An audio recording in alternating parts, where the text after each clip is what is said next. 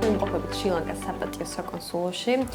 უნდა ვისაუბროთ სავიზო პროცესებზე, პროცედურებზე, უბრალოდ არა მარტო შრი-ლანკასთან, არამედ სხვა ქვეყნებთან დაკავშირებითაც 2025 წლის მოლოდინებს მიმოვიხილავთ და ასევე 2024 წელს შევამჯამებთ თინათინ გოგუაძესთან ერთად, იკონსულის დამფუძნებელთან ერთად, რომელიც ახლა ჩვენთან ერთად არის. თინათინ, მოგესალმები, მადლობა თქვენი დროისთვის. სალამი, მოგესალმები. თინა, უპირველესად შრი-ლანკაზე გავაკეთოთ აქცენტი. აქ რა სავიზო პროცესები არის ჩვენგან საჭირო საქართველოს მოქალაქეებისთვის, რას უნდა ვაკმაყოფილებდეთ და რა ასე თქო წესდებას გვიწესებს ეს ქვეყანა. კი, შრი-ლანკაში მოგზაურობისთვის საჭირო ელექტრონული ვიზა. ეგრეთ წოდებული შრი-ლანკასთან ფორმა თითქმის იდენტურია ელექტრონული ვიზის, როგორც ელექტრონული ავტორიზაციის ფორმის, ანუ უსება ეტა, ონლაინ და ასევე პარალელურად შეგიძლიათ თუ კი ადგილზე on-arrival ვიზის აღებაც. თვითონ ეტას განაცხადის შესაბამისად ძალიან მარტივი ინფორმაციები არის საჭირო, პასპორტი უნდა გქონდეს მზად, სასტუმროს ჯავშანი, ან უკვე ნაყიდი და ავიაბილეთი იმისთვის, რომ ზუსტად დეტალურად გადაიტანო მონაცემები ეტას აპლიკაციაში. რამდენად საინტერესო მიმართულებად ყალიბდება ქართველი მოგზაურებისთვის, ტურისტებისთვის შრი-ლანკა თქვენი კომპანიის ჭრილში, როგორია მომართვიანობა სხვადასხვა პროცედურებთან დაკავშირებით? მე შემიძლია სავიზო ნაწილში გითხრა.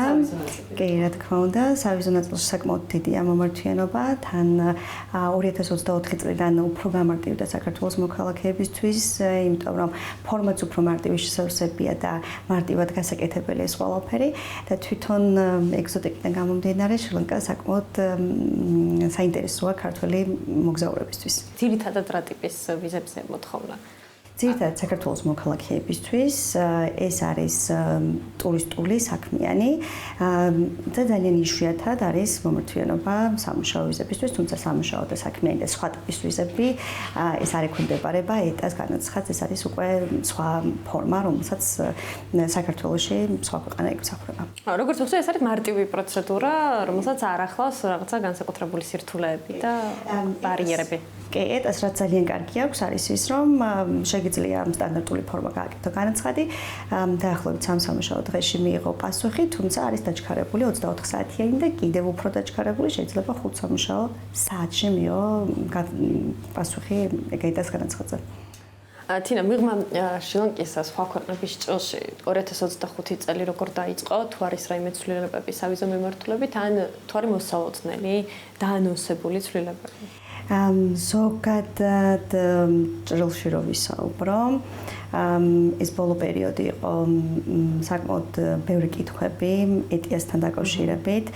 ჩვენ ვიცით, რომ 2025 წლის 1 იანვარს უკვე გაეშვა ეტა ილი, 2025 წლის 8 იანვარს ეტა UK, რომელიც ჩვენ საქართველოს მოქალაქეებს ვიცით, რომ ჩვენ ამას არ ვახსოვთ, იმიტომ რომ დღემდე ჯერ კიდევ ვიზა გვჭირდება. თუმცა არის პატარ-პატარა ტექნიკური ცვლილებებიც, მაგალითად დიდი ბრიტანეთის მომსახურების აგენტო, რომელსაც ემსახურებოდა საქართველოში TLC, შეიცვალა და ეხლა არის VFC-ის მომსახურების აგენტოში ვიღებთ უკვე დიდი ბრიტანეთის ანაბეჭდების და ბიომეტრიულ მონაცემებს.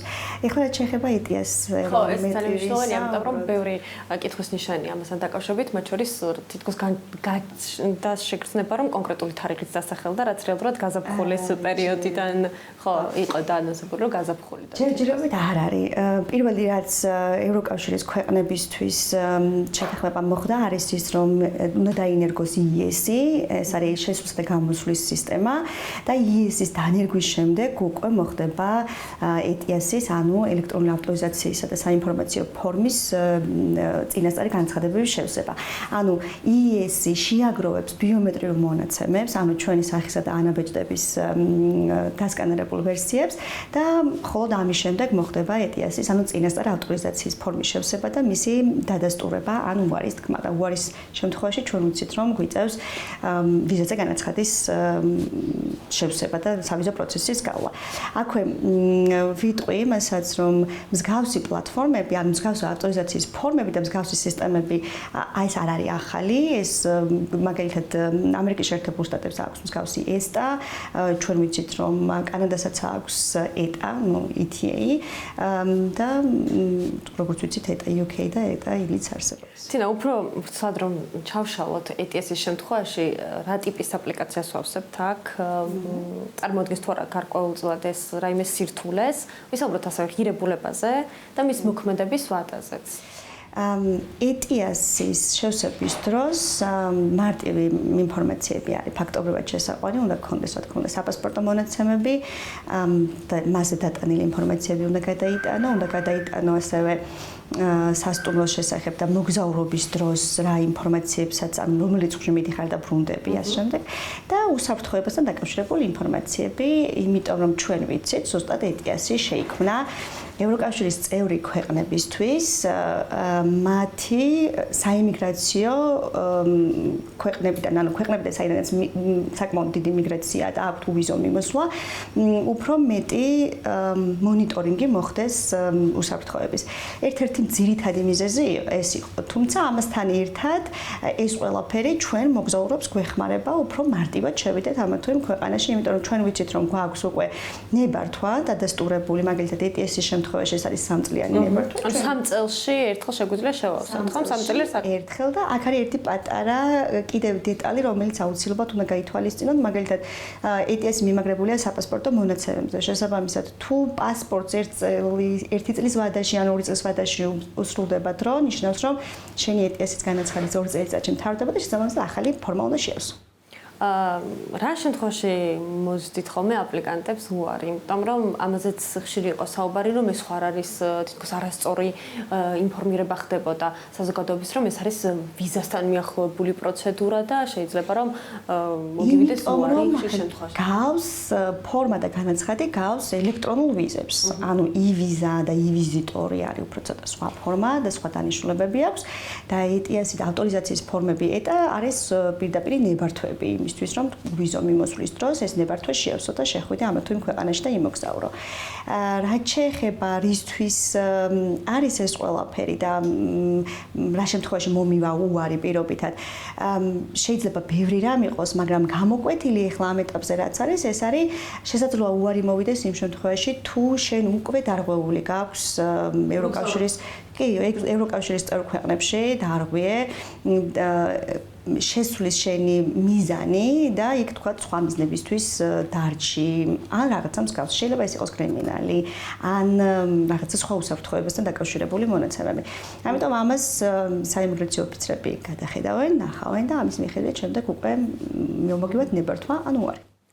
რამდენი დღის ვადაში უნდა ველოდოთ ნებართვას ETS-ის შევსების შემთხვევაში და შეიძლება ითქვას, რომ აქვს თუ არა სიტყვაზე ადამიანს მაგის საშუალება, რომ წინასწარ შეავსოს ეს. შეიძლება მე საერთოდ არ გეგმავდე 2 თვის განმავლობაში ვადაში უბრალოდ მოგზაურობას, მაგრამ შევავსო, როგორც გამოქმედება და მაინც გქონდეს, რომ მომდევნო 3 წლის განმავლობაში დაცული ვიყო, რომ შევძლებ მოგზაურობა. კი, უბრალოდ პირველი გამგზავრების რაღაც თარიღი უნდა გქონდეს და იცოდე პირობითად 3 თვის შემდეგ მიდიხარ ან 4 თვის, იმიტომ რომ ETS-ის განაცხადის ფორმის შევსების დროს შენი გუთითებ რიცხვებს თუ როდის უნდა იმოგზაურო. დაახლოებით რიცხვებს არ არის აქ ხო? აუცილებელი ზუსტი რიცხვი მიუთითებს. არ არის, კი ბატონო, სავალდებულო. ამის შემდეგ დასტურის შემდეგ უკვე თქვა თუ ეს შეიძლება საერთოდ მართლა იცოდე რომ ერთ კვირაში მიდიხარ პირობითად, მაგრამ გადაიდო შენი შეხვედრა ეს ETS ისე გრჩება და 3 წლის ვალიდურია და ამიტომ ვადა გაქვს. და პასუხს ვიღებთ დაახლოებით რამდენ ხანში? დაახლოებით 72 საათი. კი ბატონო, ხო, კიდევ ერთხელ რომ ცნობიერების ამაღლებისთვის და იმ სტერეოტიპებისთვის, რაც ამ საკითხთან დაკავშირებით ბოლო პერიოდის განმავლობაში სოციალურ ქსელებში აქტიურად გაჩნდა ამის გასაკარწყლებლად, მინდა კიდევ ერთხელ კარგად განუმარტოთ მოპრობას, რომ უქმნის თუ არა ეს რაიმე ბარიერს მოგზაურს და რაიმე პრობლემას ართულებს თუ არა პროცესს. ერთი დამატებითი კლიკია ფაქტობრივად, ღილაკი, ანუ ფორმა უნდა შევავსოთ და რა თქმა უნდა ეს შეიძლება რაღაც ბარიერი იყოს, თუ შენი მოგზაურობის მიზანი არის ზუსტი და იცი რისთვისაც მიდიხარ, მაგალითად ეს არის მოკლევადიანი, ტურისტული, საქმიანი და ასე შემდეგ. რა თქმა უნდა ეს ბარიერი არ არის პირიქით, როდესაც EES სისტემა და ETS-ი ორივე სრულად დაინერგება 29 ქვეყანაში, ფაქტობრივად შენ ყველანაირი დამატებითი რიგების გარეშე შეძლებ ევროკავშირის წევრ ქვეყნებში შესვლას. პირიქით, ეს ჩვენთვის მოგზაურობისთვის რიგების თავიდან აცილების ერთ-ერთი ძალიან კარგი მარტივი ფორმაა. კი ბატონო, თინა, 2024 წელი მინდა იკონსულის ჭრილში შევაჯამოთ, რა იყო ის თავარი სიახლეები, პროექტები, რაც ჰქონდათ 2024 წელს. 2024 წელს ავტომატიზაცია და იკონსულმა დაანერგა ორი ძალიან კარგი პლატფორმა, ეს იყო e-photo და green card-ში. e-photo-სთან დაკავშირებით სახლიდან გაუსვლელად შეგიძლია, ეს არის ფაქტობრივად ფოტო შენს ჯიბეში, შეგიძლია ფოტო გადაიღო, აპლიკაცია თვითონ დაგიმუშავებს და მე ეს ფოტო გამოიყენო სხვადასხვა საქმიანი ან თუნდაც მწვანე-ბარათის მიზნებისთვის. და მეორე ეს არის green card-ში, რომელიც ერთხელ აპლიკაციის შევსებისთვის, შევსების შემდეგ შეგიძლია ყოველ წელს უბრალოდ ერთი ღილაკზე დაჭერით, გადახედო იმ ინფორმაციას უკვე შევსებულს და ავტომატურად ყოველ წელს მარტივად შევსების გარეშე გააკეთო განაცხადი ეგრეთ წოდებულ მწვანე ბარათზე, რომელიც ცნობილია როგორც DV ლოთარით. რაც შეეხება მომდევნო წლებს, 2025 წელს უკვე დავიწყეთ დანერგვა არასაიმიგრაციო ვიზებთან ერთად საიმიგრაციო ვიზებით და ამასთან დაკავშირებით მე უფრო მეტ სიახლეს შევიდა. ამის გადაწყვეტილება რატომ მიიღეთ? რა საჭიროება დაინახეთ? რამდენად იყო მომართვიანობა ამაზე? მომართვიანობა და თან მაგალითად ჩვენ ვიცით რომ ამერიკის შეერთებული შტატებმა საიმიგრაციო პოლიტიკის შეცვლა დაიწყო უკვე არჩევნების შემდგომ ახალი პრეზიდენტის პირობებში პირველი რაც მან განაკეთა განცხადება ეს იყო ავტომატურად ვინც დაიბადება ამერიკის შეერთებულ შტატებში მას ამერიკის მოქალაქეობა არ მიენიჭება და მხოლოდ იმ შემთხვევაში თუ კი მისი ერთ-ერთი მშობელი არის ამერიკის მოქალაქე ან მისი ერთ-ერთი მშობელი ფლობს მწვანე ბარათს. ასევე იყო სამუშაოსთან დაკავშირებით და ჩვენ ვიცით უკანონო საზღვრის კვეთის კონტროლის გამკაცრება და პარალელურად მიდის მუშაობა იმისთვის რომ რაც შეიძლება მეტი ლეგალურად შემოსული ადამიანებისთვის გაიცეს სამუშაო ვიზები, ეს იქნება სპეციალური უნარის მქონე ადამიანებისთვის, მაგალითად ეს არის special ordinary worker-ებისთვის, skill worker-ებისთვის და ასე შემდეგ. ზოგადად რო შევაფასოთ მომართვიანობაზე, რადგან საუბრობთ, რომელი ქვეყნის მიმართულებით არის განსაკუთრებით დიდი მოთხოვნა სავიზო პროცესებთან დაკავშირებით, აქ სტატისტიკა როგორია, ყოველწლიური შეჯამება 2024 წელს რომელი ქვეყნები გამოიკვეთა? ჩვენთან კონსულში მომართვიანობა ძირითადად უფრო არის ამერიკის შეერთებული შტატები, დიდი ბრიტანეთი, კანადა და მსგავსი ქვეყნები. და ელექტრონული ვიზებთან დაკავშირებით არის კიდევ რამდენიმე ქვეყანა. თუმცა მან სტატისტიკა მიყვარს ხოლმე ამაზე საუბარი, რამდენი იღებს საქართველოს მოქალაქე ვიზას, რამდენი პროცენტი. და აქ არის საკმაოდ ისეთი, მაგალითად 2024 წლის სტატისტიკებს რო გადავხედოთ 2023 წელი, ამერიკის შეერთებულ შტატებში ტურისტული ვიზიტორი ვიზებზე იყო 59% თანხმობა ვიზაზე და 51 იყო უარი. საქართველოს მოქალაქეებზე მაგალითად თუ ავსტრალიას ვნახავთ 64%-დან 66%-მდე იყო თანხმობა. და ძალიან საინტერესო ერთი ფაქტი 2024 წლის სტატისტიკას როცა გავდიოდით ახალ ზელანდიაში ვნახეთ რომ საქართველოს მოქალაქეების მხოლოდ 21 ადამიანს ჰქონდა განაცხადი გაკეთებული იმისთვის რომ ახალ ზელანდიაში ემოგზაურა. მაგალითად დიდი ბრიტანეთს 95% აქვს ვიზის გაცემის სტატისტიკა. 98-დან 95%-მდე არის დადებითი პასუხი. დადებითი პასუხი, რაც ძალიან კარგია. ამერიკის შემთხვევაში ახსენე მონაცემები თითქოს ყოველწლიურად მიდის ხოლმე მსჯელობა ართულებს თუ არა ამერიკა საქართველოს მოქალაქეებისთვის ვიზებს ახალი პრეზიდენტის პირობებში მით უფრო დარწმუნებული ვარ მომართვიანობაც იქნება ამასთან დაკავშირებით და ბერის შეკითხვები კონსულის ჭრილში ხო ასე დროს რა პასუხები პრეზიდენტის დროს გაიცემოდა უფრო მეტი მე ვსაუბრობ ტურისტულ ან B1 B2 ეს არის ტურისტული საქმე სამედიცინო ვიზების გაცემის რაოდენობა მართლა იყო თუ არა რომელიმე პრეზიდენტთან დაკავშირებით და მის პოლიტიკასთან დაკავშირებით ამას ესე გადაწყვეტეთ ვერ გეტყვი და გადაჭრით თუმცა თუ რიცხვებს გადავხედავთ კი ნამდვილად პრეზიდენტ ტრამპის დროს უფრო ნაკლები ვიზა გაიცა საქართველოს მოქალაქეებზე. ალბათ ეს მოლოდინებიც რომ ხო აქედან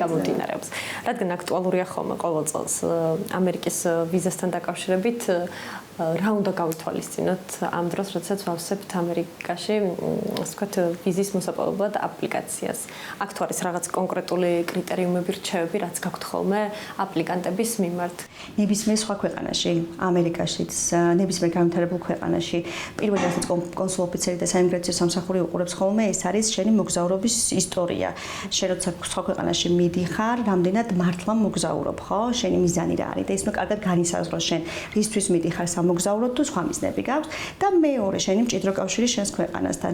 რატომ დაბრუნდები შენს ქვეყანაში? რა არის შენი კავშირები? შეიძლება იყოს ოჯახი, სოციალური, ეკონომიური თუ ასე შემდეგ. ამ ორის მტკიცებულების შესაბამისად ივსება აპლიკაციები და ზუსტად ამ ორი მტკიცებულებით მიმდინარეობს, თქვათ, ამერიკის შეერთებული შტატების შემთხვევაში დიალოგი კონსულ ოფიცერთან.